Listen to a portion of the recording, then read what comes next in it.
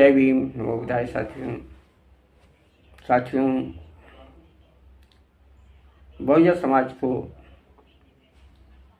EVM के द्वारा ही गुलाम बनाया गया। इसके पीछे कांग्रेस भाजपा का खेल चलता रहा और लगातार वो हर चुनाव में जीतती रही, क्योंकि ईवीएम के भरोसे जिस तरह से कई सालों से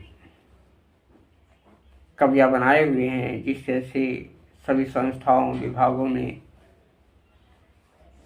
ये अपने ही सबड़ के ही लोग उस पर भरे पड़े हैं और भरे जा रहे हैं सभी पद, और SC ST OBC माइनॉरिटी को दरकिनार करते हुए किस तरह से गुमराह किया। धर्म के नाम पे, जात के नाम पे इनको बांटकर इनके ही अधिकार छीने गए। बाकी ब्राह्मण सभी अपना पूरे सत्ता पर कब्जा बना रखे हैं। तो बहुजन समाज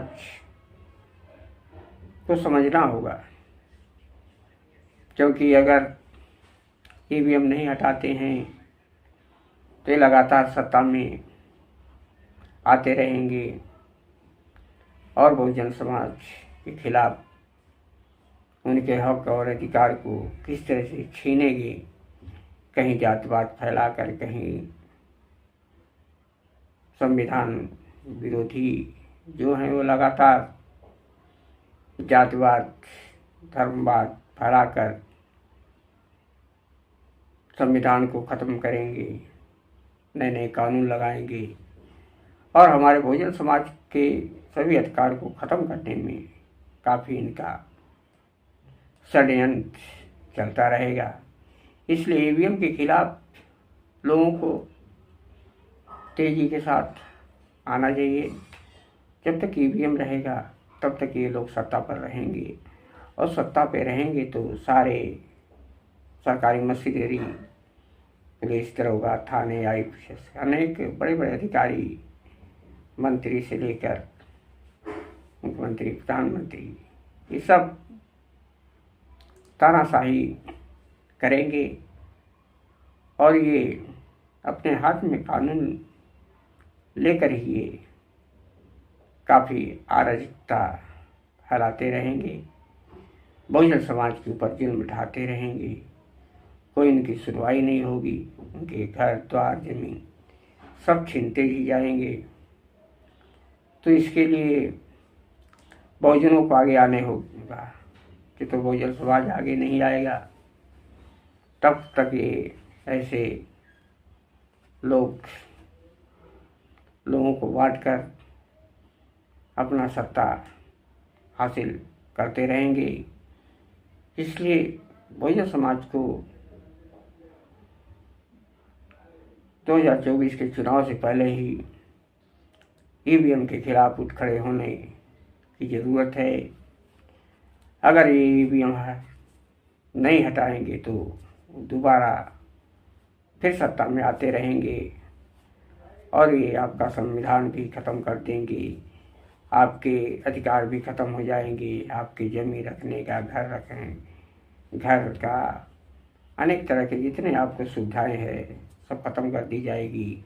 शिक्षा को इन्होंने ख़त्म कर चुके हैं, क्योंकि हमारे बहुजन समाज के ऐसे लोग भी हैं जो अपने बच्चों को पढ़ा लिखा नहीं सकते, क्योंकि उनके पास इतना पैसा नहीं बड़े बड़े स्कूलों में, कॉलेजों में दाखिल करवाने के लिए।